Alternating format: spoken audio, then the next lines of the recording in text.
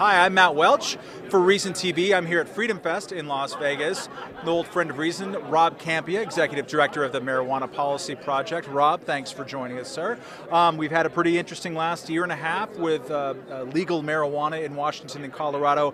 Update us on what's happening there and what is coming up in the near future in the marijuana movement.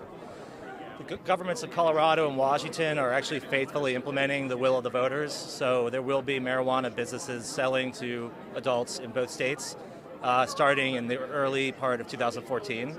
The terms of the peace, right? Are we winning the peace in addition to winning the war in Washington and Colorado? Well, we de-escalated or eliminated the war, and we have good relationships with the government officials there, so it's peaceful. I think the next state to legalize will be Alaska through a ballot initiative that we're running in August of 2014. The polling's good, it's a cheap state, we can do it.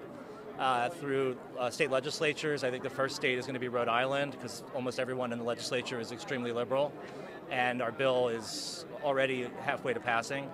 And then you're going to see a whole bunch of states voting on legalization initiatives in 2016, all on the same day, which would be California, Nevada, Arizona, Maine, maybe Massachusetts. For the last 15 years, as the medical marijuana movement especially has gone forward, everything good that has happened, and I'm speaking roughly, has happened because of voters mostly and the ballot initiative project. Are we at a point now where we can finally start seeing good things happen because of politicians or not in spite of politicians? Well, what we saw with medical marijuana is that the ballot initiatives came first, and then state legislatures started passing the bills, and then Congress started getting interested in it, but of course not passing anything.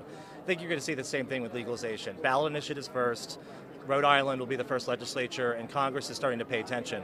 Congressman Dana Rohrabacher's bill, Republican from Orange County, is a really good legalization bill on the federal level, and he is talking about making this one of his top priorities in the years that he has left in Congress. Is there anybody who's vying for a spot in 2016 besides Rand Paul who's talked about this in any way, shape, or form? Not that I'm aware of. Yeah. Finally, going out here, feels like there's been a public sea change of attitudes, right? We have now pretty, at least tenuous, but real majority of Americans who want to see marijuana legalized. What happened?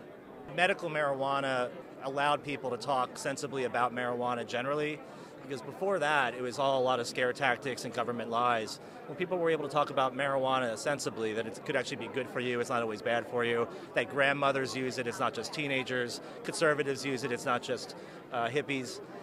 When the real conversation came out, you saw support for legalization increasing. As a result, we're now at 52% support for legalization, which is a higher level of support than for most politicians. So what is your current prediction of the year that this is all in the rearview mirror?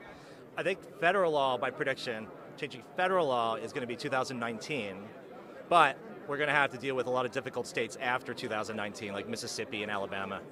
Awesome. Thank you very much. For ReasonTV with Rob Kampia, I'm Matt Welch.